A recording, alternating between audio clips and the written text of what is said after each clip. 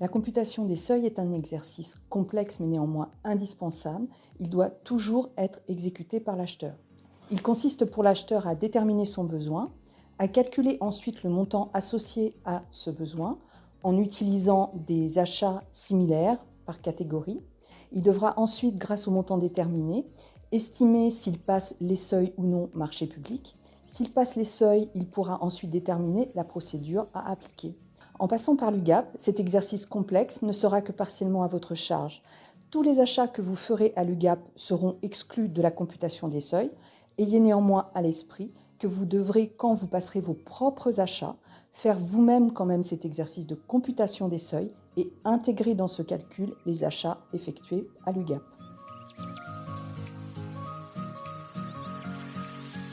L'UGAP vérifie à l'attribution du marché ainsi que durant toute la vie du marché que le titulaire du marché respecte bien ses obligations, notamment en matière fiscale et sociale. Vous n'avez plus cette obligation à votre charge, ce qui représente pour vous un gain de temps et donc d'argent.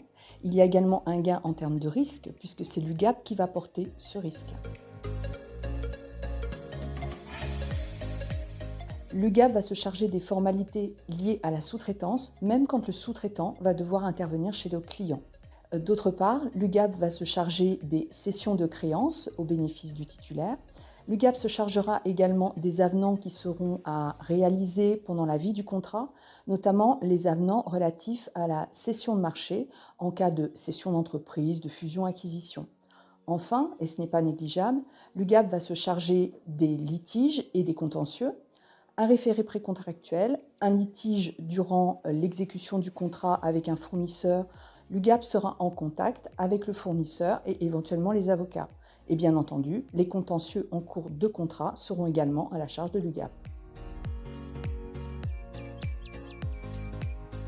Dans le cadre d'un achat subventionné par des fonds européens, le suivi administratif sera simplifié. L'UGAP se chargera de ce suivi administratif et, à son issue, délivrera au client un seul document, un certificat de conformité ANAF. On intègre des clauses et des critères environnementaux et sociaux dans nos appels d'offres. Et on fait ça depuis 2003, donc on a un peu d'ancienneté. Alors bien sûr, ça n'est pas suffisant aujourd'hui. Nos clients, avec raison, en fait, nous demandent d'aller beaucoup plus loin. Donc c'est vrai qu'on respecte l'esprit de la loi, mais dès qu'on le peut maintenant, on essaie d'aller plus loin dans les indicateurs et de pouvoir prouver à nos clients les impacts réels que l'on a. On a un suivi global et ce qui est important, c'est que finalement l'impact réel, il demeure et à travers les clauses et les critères et le suivi que l'on fait des contrats, ces éléments-là sont bien respectés à travers toutes les commandes que peuvent passer les clients auprès de l'UGAP. Alors c'est vrai que nos clients, quand ils commandent à l'UGAP, ils ont la possibilité d'aider beaucoup de PME. Aujourd'hui, si on intègre les fournisseurs de rang 1 et les fournisseurs de rang 2, on est à peu près plus de 3500 entreprises et 67% d'entre elles sont des PME. Donc des clients, quand ils achètent à l'UGAP, vont avoir un soutien auprès de ces PME à travers les commandes qu'ils nous passent. On va un petit peu plus loin en termes de qualité d'accompagnement pour ces PME.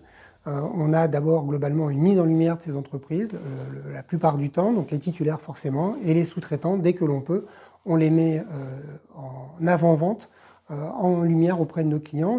On est conforme et en tout cas respectueux de nos propres obligations. Par exemple, nous publions notre bilan Scope 3 et puis bien sûr le label relation fournisseur achat responsable que nous avons depuis 2013 nous oblige, donc c'est plutôt une forme d'engagement, mais toutes les actions que nous avons pour nos PME, que nous avons en termes d'achat responsable, sont auditées tous les ans et ça nous permet de savoir si nous devons continuer de nous améliorer, ce qui est évident, et parfois corriger si à un moment nous commençons à avoir une forme de dérive.